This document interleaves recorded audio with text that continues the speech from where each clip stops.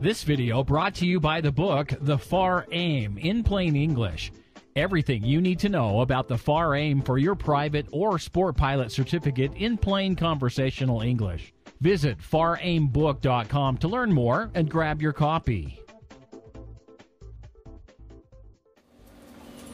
Hey everybody, Jason Shepard here of MzeroA.com and bringing you another Ask Jason a Question segment. Really, two questions we're taking.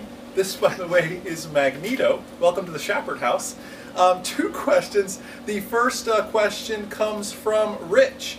And Rich asks the question, really Rich has two questions. He says, hey Jason, do you have any shorthand ideas for writing down ATC clearances and taxiway directions? And I do, Rich, and I'll show you actually some shorthand right now on the screen that you can see I took down from a recent flight. I have L with a circle around it and then an A. That's how I'm telling a left turn onto Alpha. I always circle my directional stuff. So L or R and circle it for left or right. So left turn on Alpha, there's a dash for 2 runway 36 HS for hold short. So 36 hold short. Once I'm cleared for that, it's a right turn on 36 to Bravo 1. Does that make sense? And then the last thing you'll see here is when I'm cleared to take off. It's a right turn to 240 and CT for cleared for takeoff. And I always like to mark that just so I kind of have a personal record and I'm staying on top of, same thing, always writing down clear to land. Nothing's worse than being sitting right on final going, did they clear me to land? So that's that. Rich's second question here was, when winds are given in any written form, like TAF or METAR, or over the radar, over the radio, ASOS, AWOS, ATIS, are those true or magnetic headings? Well, I'll break that all down for you too real quick, Rich. ATIS is always magnetic. Your true stuff is your METARs, TAFs, winds aloft. Those are your true stuff.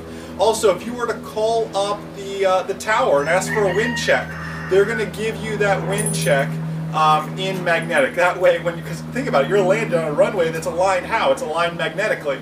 So they're going to give that to you so you can now compensate for your crosswind. So that's that, Rich. I hope that helps you.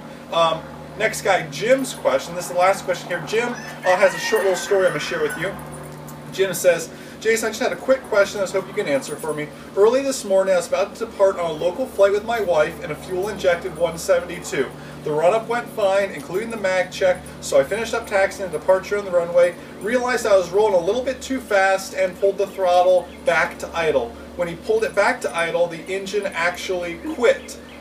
When he did get the engine to restart, it was then running rough. This freaked me out, and I taxied back to the hangar. First off, Jim, you did the exact right thing. It's going to sound stupid, but that's not supposed to happen. You know, really, from my experience, and I've had your stories happen to me as well.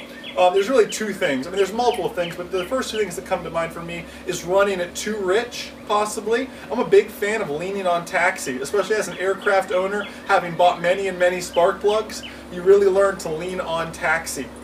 The second thing is you could have a leak in your fuel line. Ultimately, in that case, my friend, you made the right decision.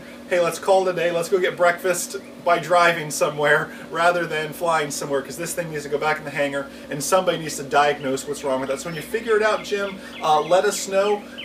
Guys, if you have a question for me, simply go on to MzeroA.com, which you're probably already there, and click the Ask Jason a Question button. Fill out the information, fill out your question, and we just might use it for the next Ask Jason a Question segment. So guys, thank you so much for your questions. Thank you so much for all you do. And most importantly, remember that a good pilot is always learning. Have a great day, guys. See ya.